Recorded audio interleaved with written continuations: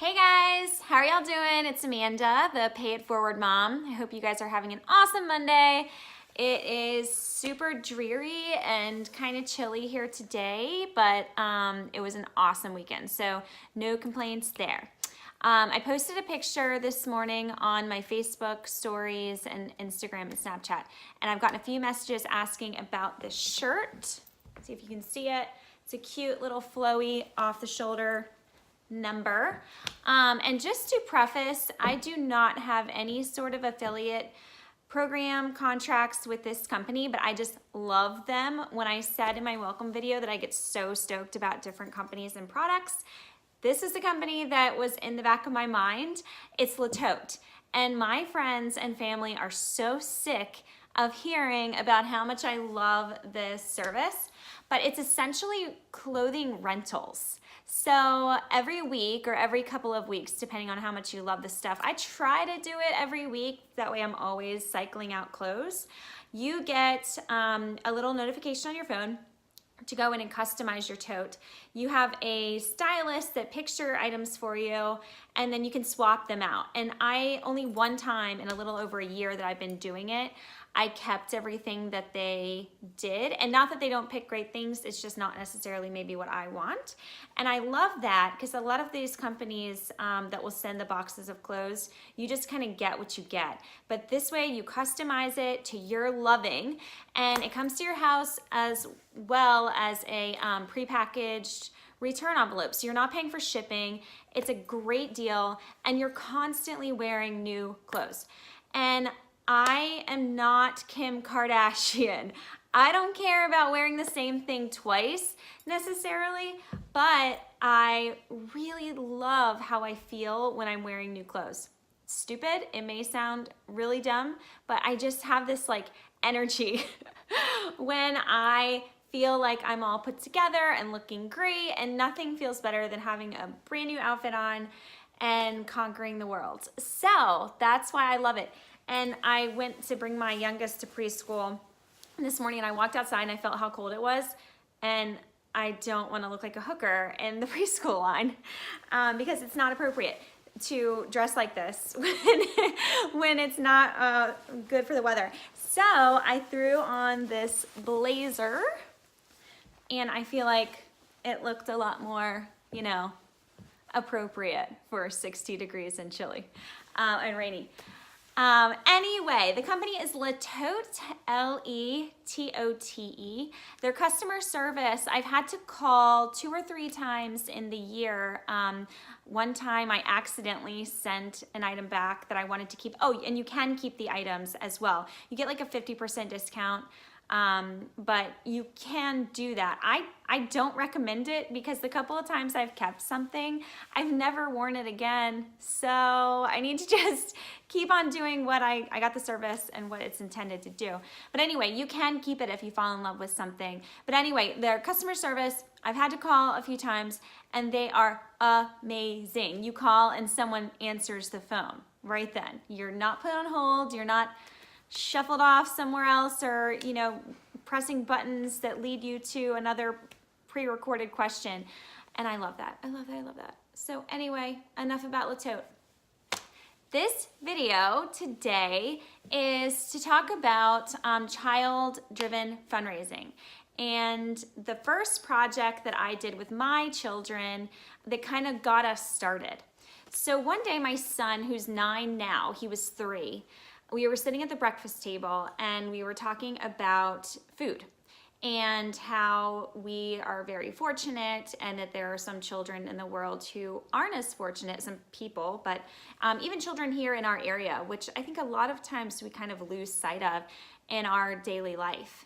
That even though we are covered and we have a roof over our heads, and a lot of the people in our immediate community and our peer groups are all good, we forget that a few neighborhoods over, there are children whose parents can't afford to get meals on the table, and they're bringing home backpacks full of food from the food bank over the weekends because they may not have a meal that isn't provided by the school.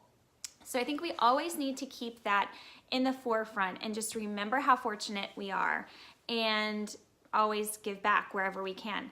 So when he said that, the fundraiser in my mind, my wheels started spinning, and I started thinking, this is the perfect segue to start them on a life of fundraising. And so I said, what can we do? He said he wants to give kids food that didn't have food. And that's when it all kind of clicked. And I started brainstorming ways that he could do that would make sense to a child, that other children could get involved with. And that's how it started. I riddled off some different ideas to him over the next day or so that I kind of compiled. And he loved the idea of doing a lemonade stand. So this summer will be our 6th year having the lemonade stand. And it's really, really cool because on our street, basically the same kids have lived here since then. And they started so tiny. I mean, Josie wasn't even a twinkle in my eye when it all began. So I've got pictures, you know, of her in a baby sling, and I've got, you know, a toddler, and then little 3-year-old Carter, and all the kids are on the street. They're so little. And then now, you know, last year, they basically do it all themselves. They run the show now. So it's really awesome. And over the years, I was trying to remember exactly how much we raised, but I think it's around $3,000 over the course of those years. So obviously it's a lemonade stand. We started incorporating baked goods a few years ago, and different moms will whip up a batch or two of cookies. It's not anything elaborate. We've had brownies.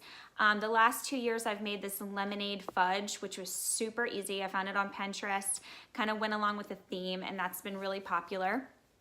So we just have families that help out, and then that evening, 5 o'clock, we try to do it right when people will be coming home from work. We set everything up and we do our lemonade stand. We really push it on social media, mainly Facebook. We have a neighborhood Facebook page, but I also will share it on mine. And we always have people that will drive from different parts of the city to come just support the kids. And we always donate everything back to Feed More, which is our local food bank. And the last couple of years, Feed More has sent employees out to meet the kids, and they just get so into it. And they're known as the Lemonade Stand Crew. The first year he did it, a couple weeks after the lemonade stand, we were down in Florida on vacation, and our phones were just blowing up that morning. And we finally called my family back. You know, at some point you think something's wrong. And they said, Carter's in the newspaper. He's in the Richmond Times-Dispatch. So that was really cool. I saved all the articles, of course, because he was in a couple more in the following weeks, which is really, really neat. And like the news came out last year and interviewed him, and he just needs that boost of confidence, you know, and it makes him feel so good, and it makes him realize that what he's doing is making a difference. About 3 years ago, the food bank had some of the kids that participate every year out to their headquarters, and we toured the food bank. We toured the kitchen. We toured where they put the backpacks together to send home with the kids from school that may not have meals at home. And you could see it in their eyes that it was all coming together, and they were realizing they are making a huge positive change in our community. And that's so important for them to see the fruits of their labor. So if you wanted to do something like this, you can always reach out to me with questions. I'm happy to help you get started, but this is such a low cost to get set up. I mean, we literally go to the grocery store, we'll pick up some poster boards, and my kids will make signs. I have them do it all themselves. I used to do the letters when they were too young, and then they'd trace over them. But now, I mean, we're so laid back about it. And I'll post some pictures too in this video so you can get an idea. And then the parents all come out, you know, just to make sure the kids are staying out of the street, and just, you know, safety is always on the forefront of our minds. And we'll put the baked goods all in a cooler. We have the moms, say you make a batch of cookies. We'll say to put 2 of the cookies in little Ziploc bags so it's easy to distribute. And then everything is $1. Easy breezy. And we'll have people that come by that want to write a check, or they'll give, you know, $20 because they know it's for charity. People will write a check, and we just have them write it directly to the food bank because it takes the middleman out. You'll find after you do these projects, the last thing you want to do, you're tired the next day, you want to get the money to the foundation. You don't want to have to go to the bank and cash checks in your name, and then it makes it so much easier to have people write directly to the food bank, and then, or whomever you're benefiting. But if that's the case, depending on the amount of their donation, if the check is written directly to the foundation, they will get the appropriate tax forms from that foundation so they can write it off as a gift.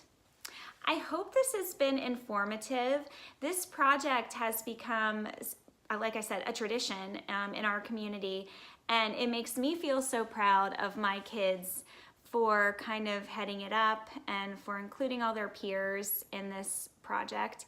And anyone can do this. This is not hard to do. I think a lot of us get deterred and feel a little overwhelmed by the thought of starting things like this, but anyone can do this. It doesn't matter if you work full time, if you may want to do yours on a weekend, if that's the case. Things can be different than how we've done it.